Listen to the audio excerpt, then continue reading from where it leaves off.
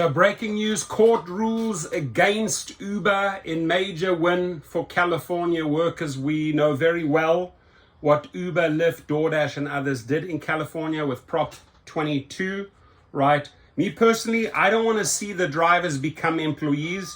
I would rather win this case and have some power and leverage to negotiate the terms. I firmly believe in a hybrid model between independent contractor and employee, right?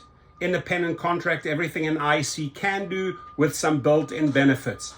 I'm not a fan pushing for full employment rights. I think it would completely destroy the idea. But let's see what happened here. Uber Technologies must face a California lawsuit claiming it should have covered Uber Eats drivers' work-related expenses, right?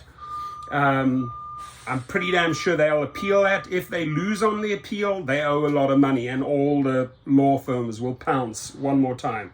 The state's top court said on Monday, in what could be a major blow to companies in the largest U.S. state and a win for labor advocates, the California Supreme Court, in a unanimous ruling, said Uber Eats driver Eric Adolph did not give up his right under state law to sue on behalf of a large group of workers, even though he signed an agreement to bring his own work-related legal claims in private arbitration. Adolph sued Uber in 2019, claiming the company misclassified Uber Eats drivers as independent contractors rather than employees who must be reimbursed for work expenses under California law. Ooh, potentially a lot of money, ladies and gentlemen.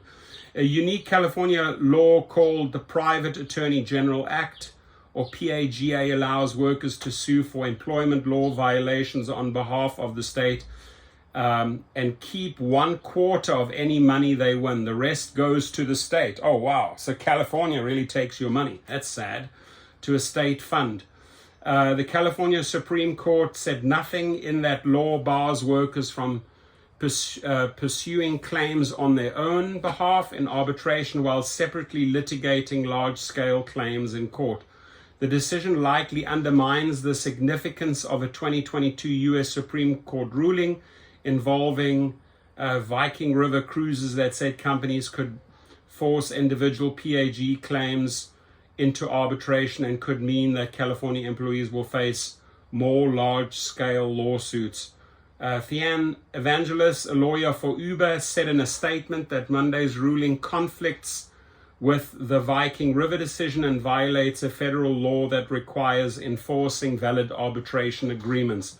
We are considering our appellate options. There we go. They're going to appeal. Michael Rubin, who represents Adolph, said the ruling could spur companies to reconsider forcing worker claims into arbitration if large-scale PAGA lawsuits can still proceed in court. Rubin also represented the plaintiff in the Viking River case. More than half of private sector non-union U.S. workers are required to sign arbitration agreements as a condition of employment. Remember that every time they update their terms of service or the agreement, you opt out, right? And opting out doesn't mean you cannot continue to drive.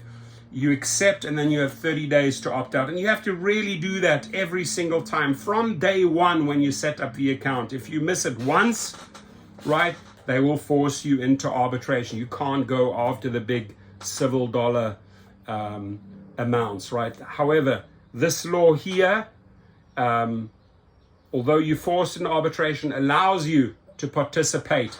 This PAGA allows you to participate in a civil suit.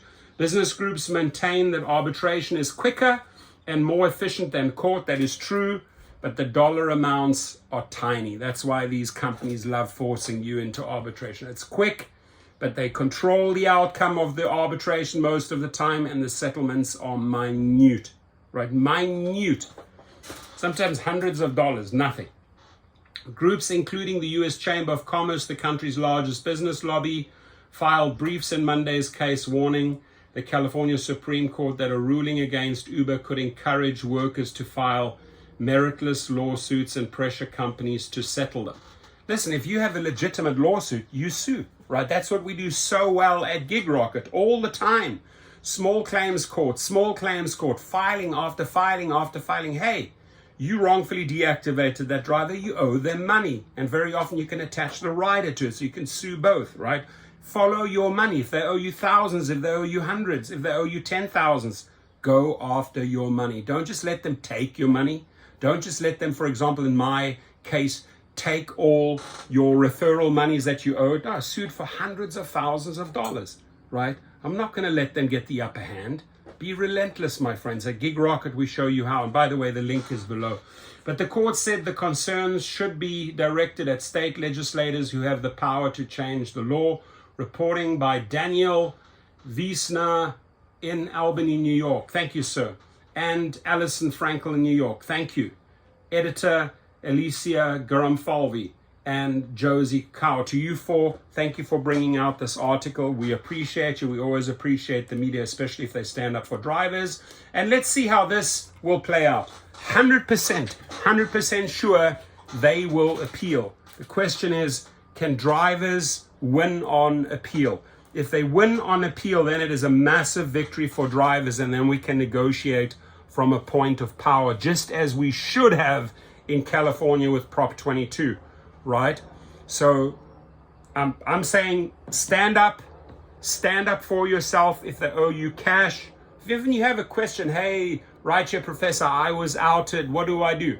Allow me to give you some suggestions. Allow me to make a call to a paralegal or an attorney and get you some good ideas, right? I make great referrals to legal rideshare when it comes to accidents. I make great referrals to class action law firms when it comes to misclassification.